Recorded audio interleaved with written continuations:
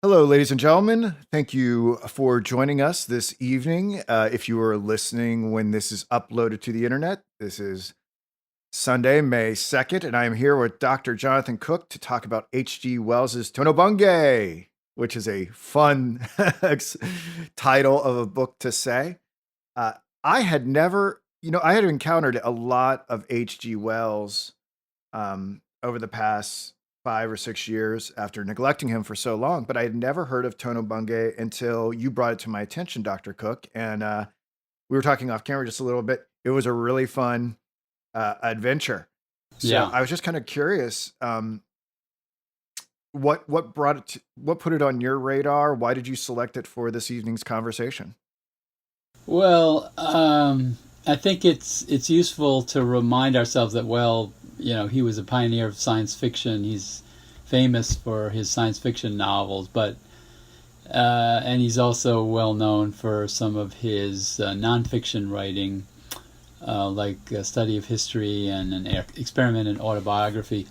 But it's important to realize that he confirmed his reputation as a writer with his social realist novels of the early 20th century, and the best of them people generally agree that the best of them is Tono-Bungay.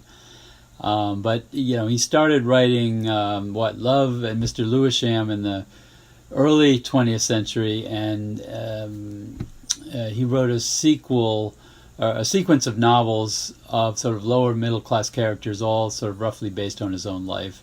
And Tono-Bungay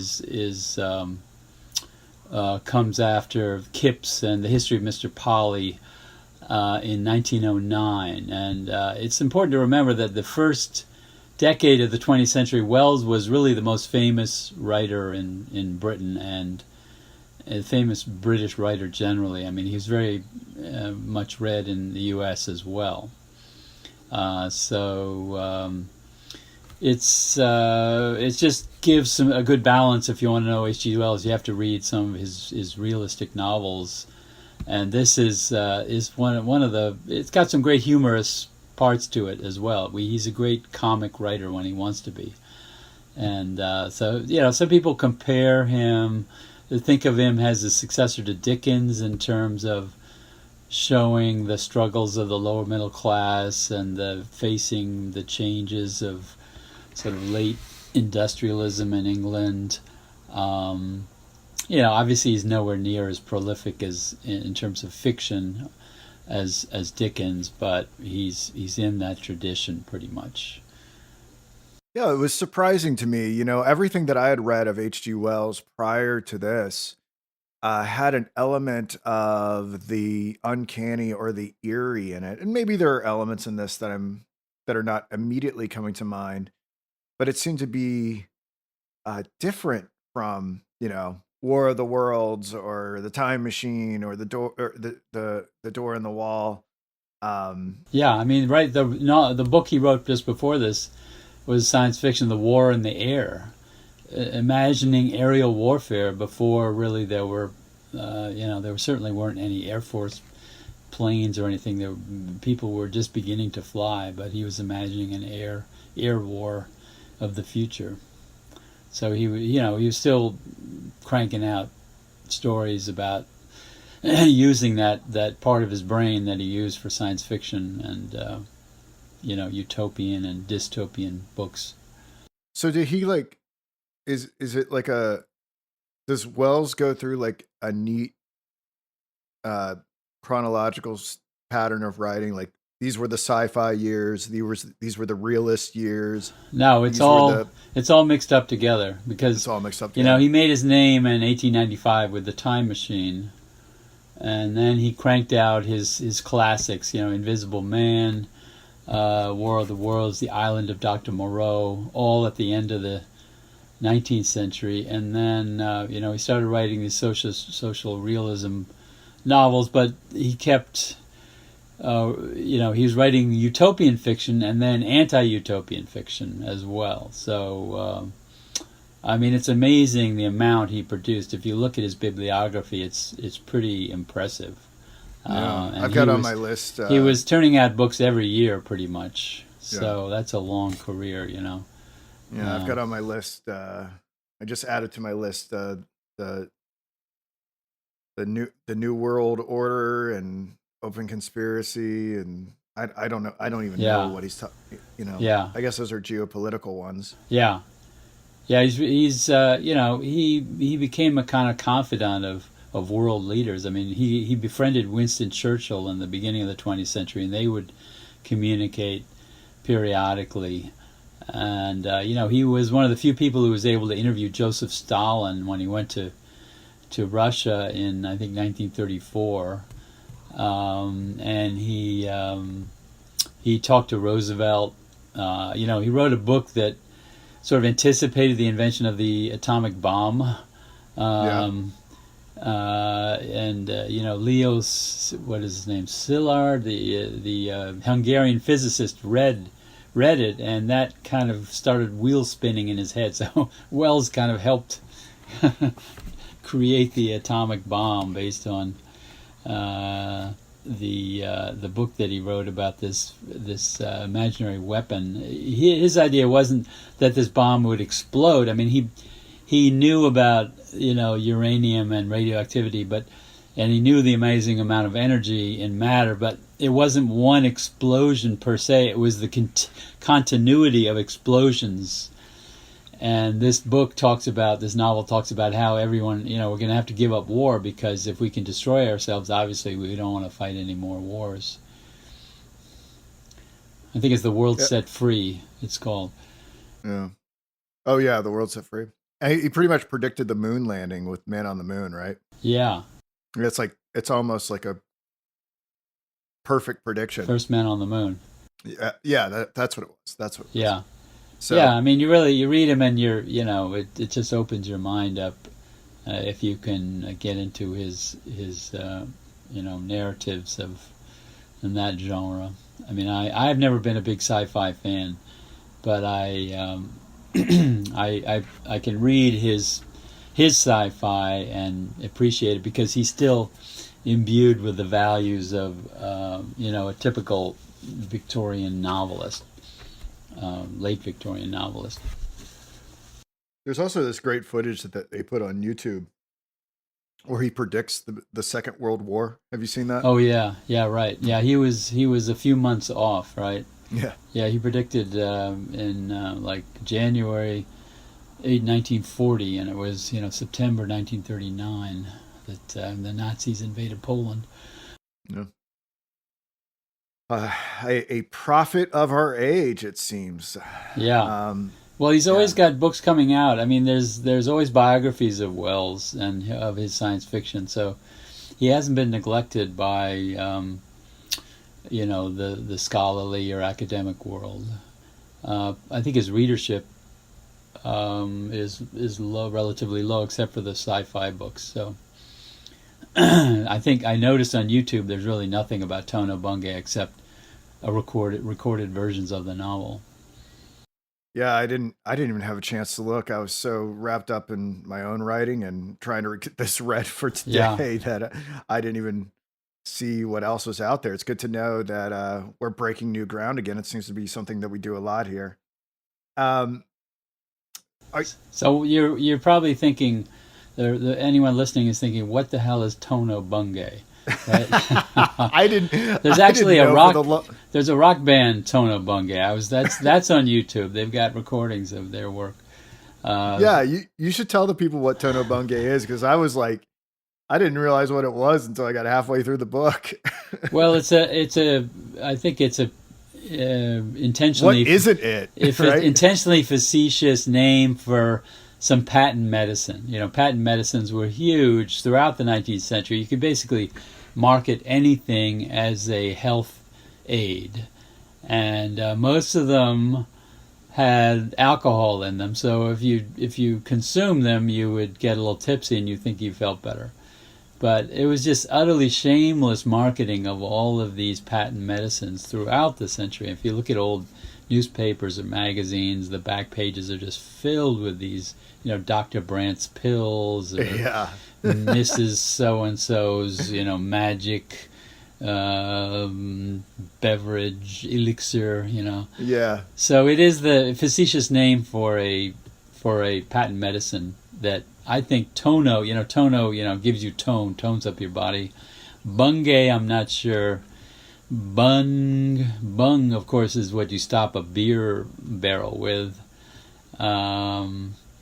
So it's just a ridiculous name for a product that is being sold They in never the book. they never say where the name came from.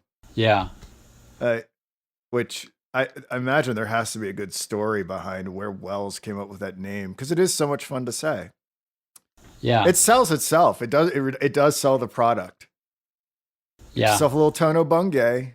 You want to grow back your hair? Tono-Bungay. Tono-Bungay, yeah. You know. Everything is Yeah. the elixir of life, Right. panacea. So, are there autobiographical elements in Tono In the book, Bungay? yeah. So Wells, he famously was the child of lower class parents, hovering between the working and middle class and the lower middle class. His mother was a maid, and actually a ex maid in one of these great houses, and she had to go back to work in service at a place where her children and husband weren't allowed because they didn't want them around, because the parents tried to open a shop selling some antiques and athletic equipment, and they didn't do very well. And the father supplemented his income. He was actually a gardener at the at the mansion where Wells's mother was a maid, and they married, and then tried to make it on their own with a little bit of an investment, and then that failed. And Wells's father broke his leg, which set him back because he supplemented the family income with as a cricket player for, I think, the county of Kent. He was a part of a county team, and so Wells grew up. His mother was really in the kind of situation where the mother of George Ponderevo is in this great house. Of course, in the book, the husband has abandoned the wife, and so George is growing up without a father. He doesn't know where his father lives or if he's still living. Of course, for Wells, his parents were living apart when his mother went back into service, and he went off to school.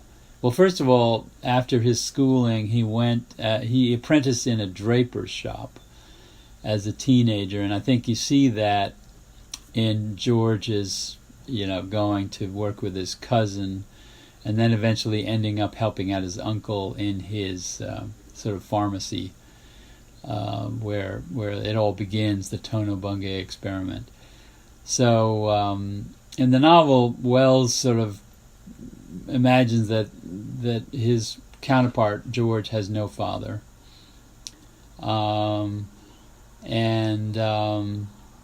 so his struggles as a young man, are very much Wells's, making it on his own, going to school, going to college in London, going to a scientific school for about 2 or 3 years, which is what Wells did. He studied at the Royal College of Science, Royal Institute of Science, and in his late teens and early 20s.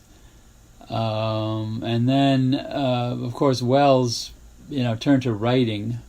Well, he did some school teaching for a while, became a schoolmaster. But then in his later 20s, he made it big with The Time Machine. He was born in 1866.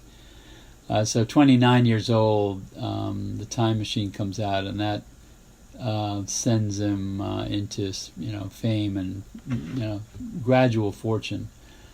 So Wells didn't have an uncle who was a quack medicine promoter, but he did have an unsuccessful first marriage with his cousin, just like in the novel. George marries Marion, who's Right. it's a very problematic marriage, and it fails miserably. And then he has an affair with Effie, one of the employees at his uncle's firm, and he ends up in love with this Beatrice Normandy, whom he smooched with as a boy at the manor where his mother worked, and then he had to leave because he was caught fighting with the half brother and disgraced. So I don't think that is actual, but the struggles, the trials of George, as a rising young man, are very much Wells's. Although Wells did not end up an engineer designing destroyers or airplanes, he designed them in his imagination. So I would say it's semi-autobiographical, like many writers use parts of their lives. And I was thinking it was interesting because Wells, one of the things that really motivated him to improve himself is working in the draper's shop. Being an apprentice. He had to sign the articles of apprenticeship, and that would have been like being stuck in the lower middle class for the rest of his life. And it's kind of like Dickens and the shoe blacking factory, because Wells lived in a dormitory with these other apprentices. He had a very regimented life, and it was so humiliating for him that he had to do it. He knew that he had to get out of there, and that's when he applied for scholarships to go study in London and to study science. So anyway, Wells was it published in 1909, so he was in his early 40s. So the age of George Ponderovo is about what Wells's age was. So the flourishing of the patent medicine business is in the late 19th century, early 20th century. And it seems that Wells might have based the scandal of his uncle's rise and fall on another famous con artist who was convicted of financial irregularities in the beginning of the 20th century. His name was John Whitaker Wright. He's one of these famous guys like Bernie Madoff and financial. Bernie Madoff with all the money. Yeah. What an interesting last name to be caught up in a financial scandal. Yeah. Madoff, yeah. I'm saying Rachel. I'm mixing up Rachel Maddow and Bertie Madoff. So Madoff, yeah. So these scandals have been around for ages. I mean, in the Victorian world, Trollope wrote a great book called The Way We Live Now about the financial misdeeds of the 1870s, and then Mark Twain wrote about all these con artists and scam artists, and then so this guy got a lot of attention because his investments were in mining, and he had lots of companies that he was pumping money into, and he would pump one company up and use that, take money from one company to pay off dividends in another company. And he got a lot of titled people, English people, on his boards of directors. So, and one of his investors was the physician to Queen Victoria. So he was very much trying to work his way into the upper classes with his financial shenanigans. But they finally caught up with him. And when he was pronounced guilty, he committed suicide with cyanide in the next door to the court. But this was big news in the early 20th century in London, where he was tried. And Wells, followed the case, and I think he sort of saw this as symptomatic of scams in social disease in late Victorian Britain. Of course, he's writing in Edwardian Britain. Edward took over from his mother, Queen Victoria, in 1901 to 1910. So that's the Edwardian era when the book was written. Yeah, but we've talked so much about this elixir and tonic. Yeah. There's more to the story than that, right?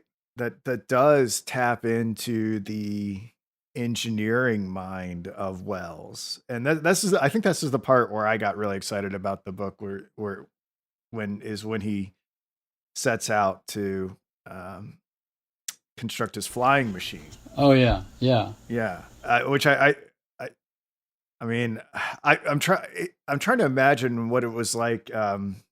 I sort of imagine it as like kind of like is it like a dirigible with like propellers or something like that? Is that right? Or how are we to think of his flying machine that Well, I think he he was doing gliding flights, but also at the end, I think it was kind of like a dirigible, okay, where he okay, was. They were in a kind of a basket under a big sort of balloon type thing. okay, But it's so he was experimenting with different kinds of flying, vehicles. But I think when he takes that test flight, I think that was a glider. oh, okay, When he crashed into the woods.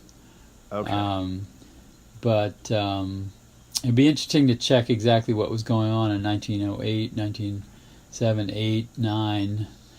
I Well, mean, I'm pretty sure, Wright brothers made. What date is their flight? Is it like beginning of the 20th century? I'm sorry to be yeah, vague on yeah. I this. mean, the Kitty Hawk. Is that Uh, 1902, 1903? But in any event,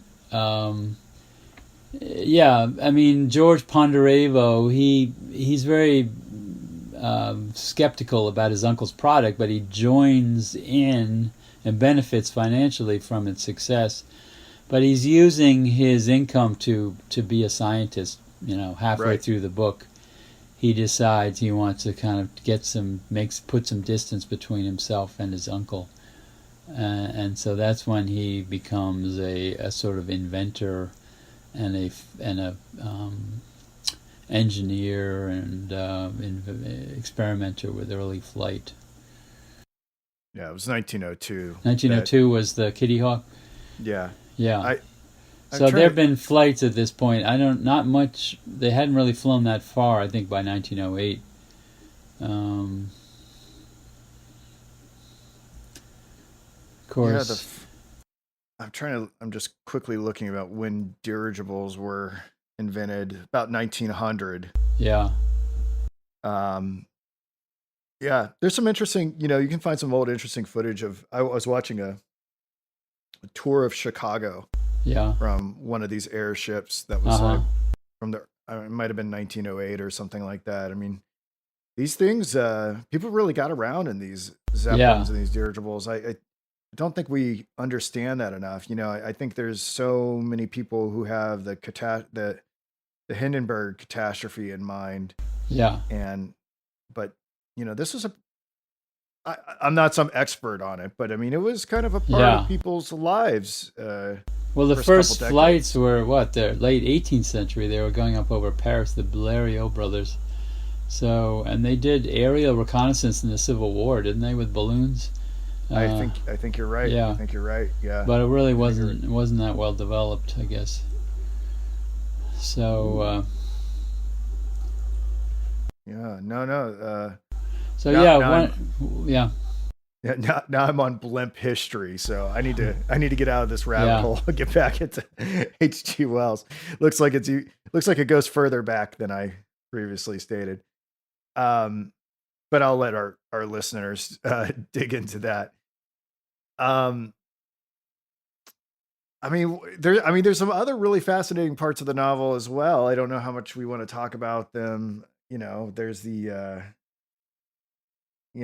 we have this element of we have a murder, right? yeah, yeah. I mean, that's kind of a And shocking this is a thing. It big, big part of it. it kind of makes me think of Heart of Darkness, a little sort of Yeah, episode of a Conradian episode there. I wonder, he was friends with Conrad, so he may have been inspired to include that. I mean, it doesn't really have much of an impact on the book, but it just shows the kind of sordid nature of George's attempt to steal this ore, I guess you call it. He calls it quap, which is a word. I don't know if he invented it, but it doesn't really exist except as an imaginary word for radioactive, heavy metal.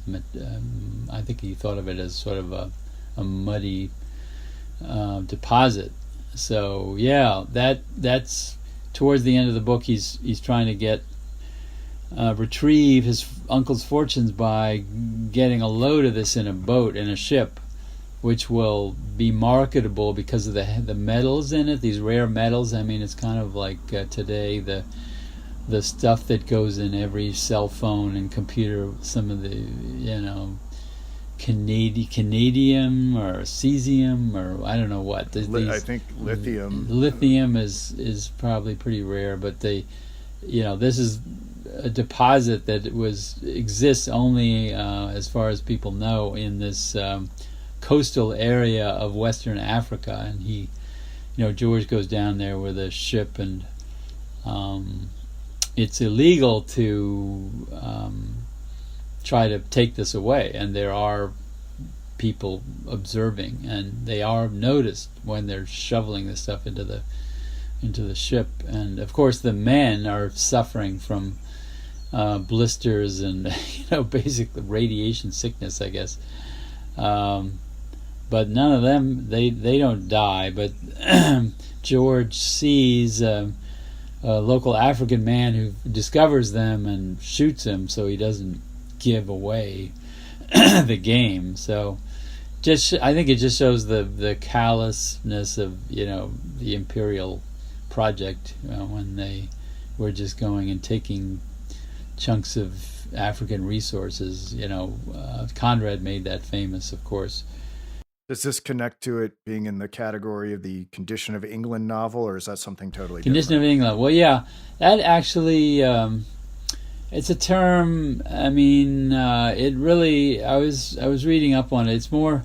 Yeah, the term was actually invented by Carlyle, but so it really applies more to Victorian novels. But Wells was intentionally providing this sort of panoramic view of English society. I mean, there are not a lot of characters in the book, but he's really giving a pretty broad picture of England and its problems, and especially the class system, and the fading aristocracy and this new aristocracy of commerce who are working their way up and buying the old estates. It made me think of Downton Abbey, that PBS TV show, about this great house, because that's the kind of place where the book begins, and it's also involves Beatrice Normandy, who is the woman, the girl that young George kisses in the woods,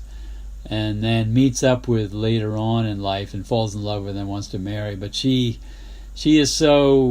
thinks of herself as so ensconced in the upper classes that she can't marry him because she can't give up that life, even though she loves him. She can't give up that life of privilege and blooded horses and landed estates, partly because she her family were hard up, and they were living, they had to sell their estate, and they were kind of surviving as guests in other people's house parties, So we see the rising new aristocracy of commerce, and people like George's uncle Teddy Edward, and the fact that he's a kind of a scam artist, but I mean he's not malicious. He just has this crazy ambition to sell his product, and he causes a lot of misery when his whole empire crashes at the end of the book. But I think the metaphor for this in the book is this decaying matter in the quap. He compares the decaying matter to the degeneracy of this, Edwardian England, and the sort of hollowness of its core in this great age of imperialism, where they had this amazing control of these, global colonies. He's writing from the perspective of sort of looking up with a bit of skepticism at the British imperial project, so to speak. Totally, totally. Um, I was curious. I can't help but think that some of the names aren't arbitrary. The name Beatrice obviously jumps out at me with the connection to Virgil. Is there any has there been Another any name symbol. analysis on that? Well, I mean, she's like the ideal woman that he can't have, whom Right. he knew as a girl, So he's idealized her, and then he's in love with her. And of course, she's a total opposite of Dante's Beatrice, because she's kind of been corrupted by her class affiliation, and in the end, she chooses this guy Lord Carnaby, who's just sort of, he's significantly older than she is, and is not nearly as interesting a guy as George. I was thinking of Ponderevo as a name, and it's kind of an odd name for an English person, but Yeah. Ponderevo Yeah. is like maybe ponder evolution, Evo. Mm. So George is a Wellesian surrogate, so Ponderevo, someone who ponders evolution. Of course, I mean, the it's name not, George as well. I mean, yeah, it brings with it a lot of connotations. Not, I as mean, a we have a prototypical Englishman, yeah. right, but at the same time, I mean, the it's obviously you've got King George and George Yeah, Washington. You have transatlantic. There's a transatlantic triangulation going on there, yeah, and it's something that maybe Englishman and American can both connect to. And not to mention, there's other sorts of connotations with George, yeah, a and dragon slayer, and all these other things. yeah. He's he's the English hero par excellence. Yeah, I like getting into the details and little things like that. Yeah. Um, now, now, the, did this book have an impact on other writers? I mean, is it influential in any way? Did it really resonate with anyone? Yeah, yeah. One of the most interesting things that I was reading up on was F. Scott Fitzgerald was a big Wells fan in his late teens, and Great Gatsby borrows a lot of this book because George is sort of like Nick Carraway, the narrator of Gatsby, and the Gatsby figure is the uncle, and of course, in Fitzgerald's book, there's no relation between Nick and Gatsby, but he's sort of an admired, scam artist who makes a lot of money and then goes belly up and dies, and also involves himself in kind of dubious schemes and hanging out with dubious people. So. There, in Nick Carraway, he talks about sort of the corrupt world of Wall Street and Long Island. Dr. T.J. Eckelberg looking at the wasteland of the ashes on Long Island. Well, the sort of wasteland for Wells is, of course, England and the problem of class there with the sort of in Gatsby, it's Daisy Buchanan, who doesn't want to leave Tom, her brutal husband, because she wants a good life, she wants money, she could not leave him because she had too comfortable a ride with him, and in Tono-Bungay, of course, the corrupt female character is Beatrice, who, I mean, she seems very appealing. They have a great passionate affair, but she ultimately rejects George because she knows that she's sort of damaged goods.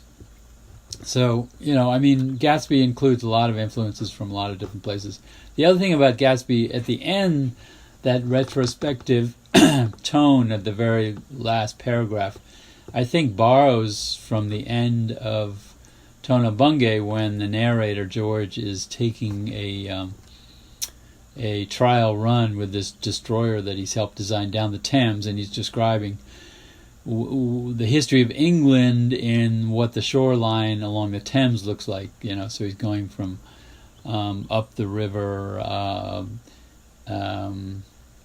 He's talking about feudal England, and then Renaissance England, and then 18th century, 19th century, and then at the end when he gets to London, he's in the 20th century, and he's looking at the London skyline pretty much. And at the end of Gatsby, of course, you have the image of Daisy's dock and the green light, beckoning on, this magical sense of the new world. So, and you have this sort of philosophical reflection for the last few sentences there. So I think there's quite a bit of influence from Wells. Also, I was reading that Sinclair Lewis was a big Wells fan. Sinclair Lewis was writing, coming of age when Wells was most famous, early 20th century. And Main Street, he's writing social realism for America in the sort of post-World War I era. And Wells also, a lot of his books, we don't realize they were kind of the backstory to, say, Brave New World and 1984. I mean, both those books wouldn't exist without Wells's fiction. Brave New World sort of was a reply to Men Like Gods, this utopian novel of Wells at the time. And so Huxley was sort of parodying Wells's ideas with that. And then, Orwell, of course, read Wells throughout his life and wrote some social realism novels, just like Wells did in 1930s, like Clergyman's Daughter and Keep the Aspidistra Flying, and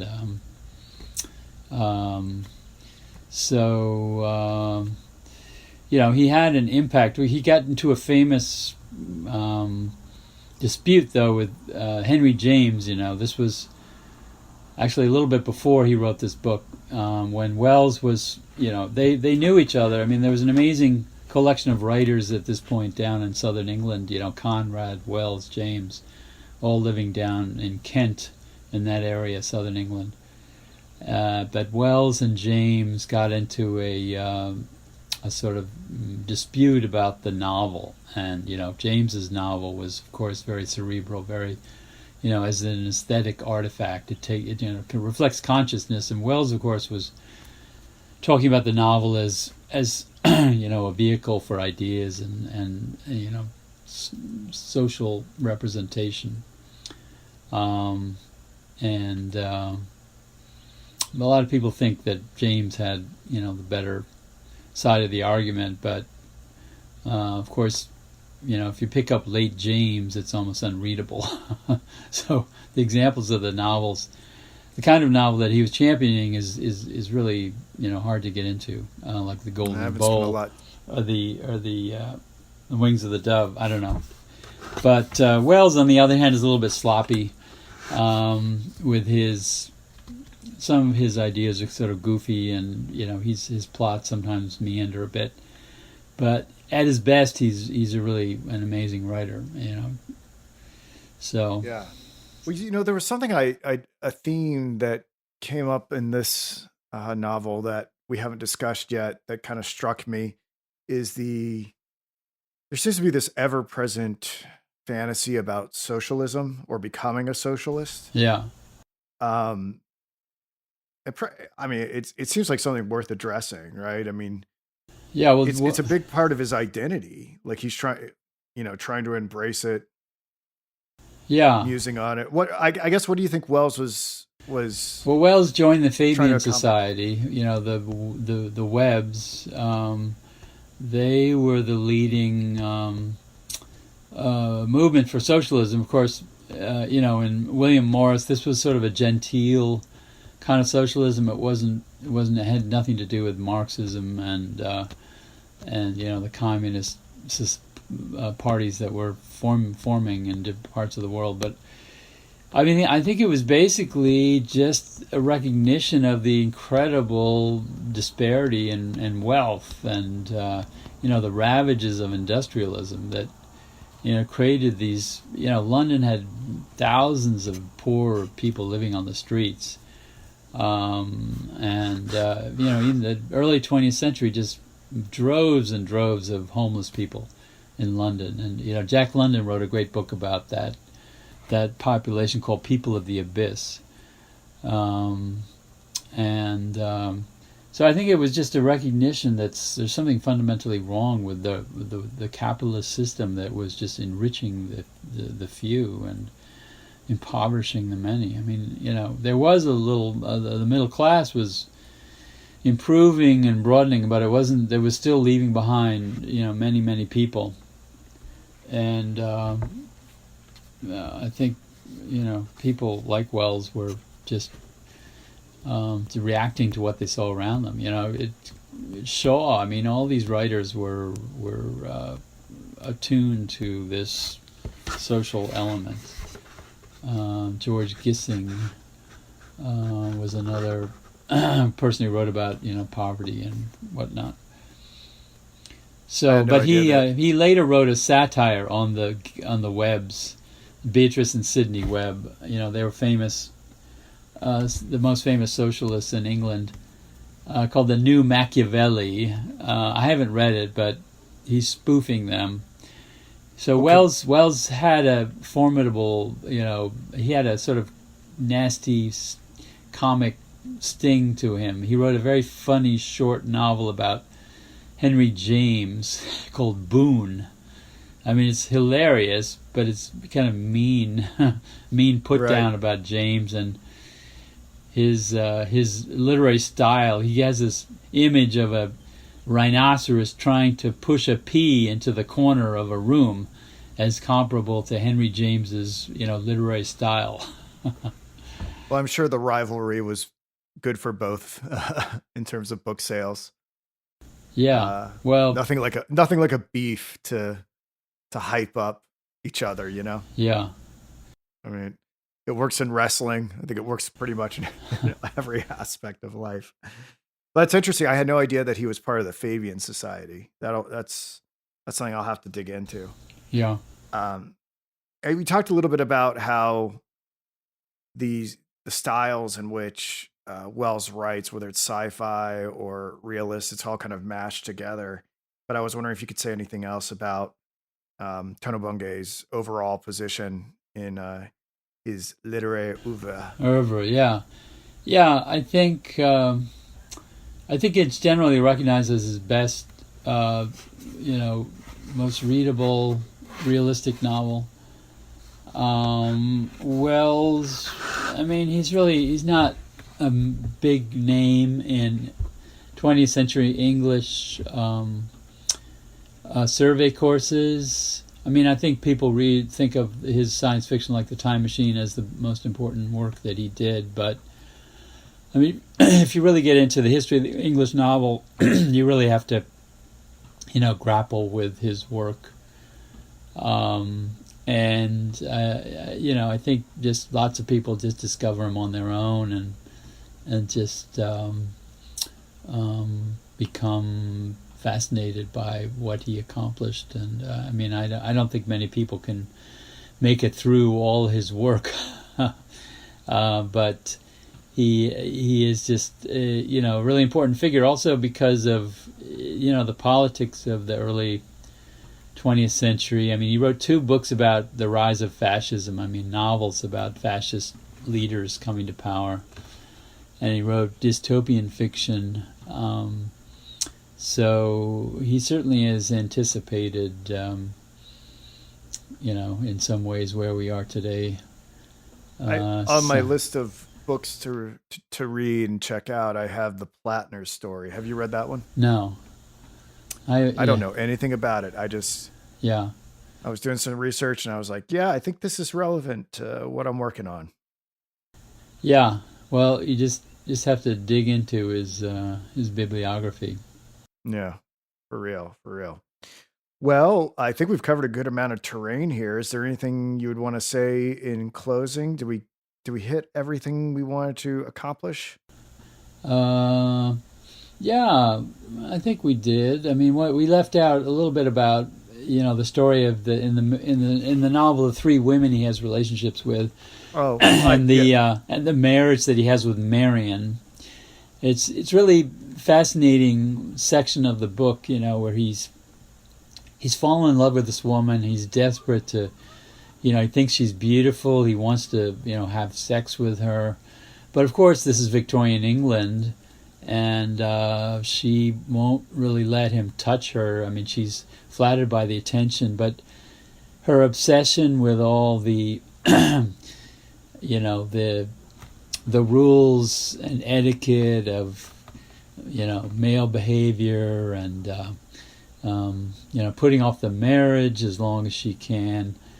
It's really sad to see George, in love with this woman when he's getting so little in return, but he just has this ideal in his mind. It made me think of another great book that not too many people read anymore, of Somerset Maugham's of Human Bondage, where the narrator, the main character of that book is obsessed with this young woman, and it's just such a tortured relationship, and it just all goes to hell at the end. But at least George, gets out of the marriage and is able to get a divorce without, I was gonna say the dialogue between the two of them when they decide to get divorced is touching. yeah, It is striking. That was one. I think that was one of the moments where I felt some sort of emotional resonance yeah, with this text. yeah, It's like yeah. how they. Well, it's interesting because Wells himself, he's twice married. He's married for a long time to one of his students. He divorced his cousin and married one of his students. But then he had all these affairs with women. And he actually ended up, he had an affair with Maxim Gorky's mistress, this German aristocrat. And she ended up taking care of him at the end of his life. But he famously had an affair with the journalist, what's her name, West, and he had Anthony West as his son. Rebecca West, I'm sorry, her pseudonym was Rebecca West. And so it's odd because he was a feminist. He believed in women's rights, and then he also was a famous. He wasn't a seducer, but he was. His love life was pretty complicated. I don't think he. I can't handle this contradiction. I need every philosopher and Yeah, writer has to be consistent, right? Yeah, yes, and morally perfect. There can't be any flaw, or else I cannot entertain their ideas. yeah. Well, that's So I really just don't read. But no, I'm being facetious, obviously. yeah. So yeah, a great book. People should put it in their reading list. Most definitely. Well, thank you, Dr. Cook. I enjoyed it as always. Okay. And maybe we'll chat for a little bit Yeah. and talk about what we want to do next time we get together. I want to thank everybody for listening. You can download the Noetic app at noetic.app or in the Google Play stores and check out some of the new features and the new content that we have provided for you. All right. Take care, everyone.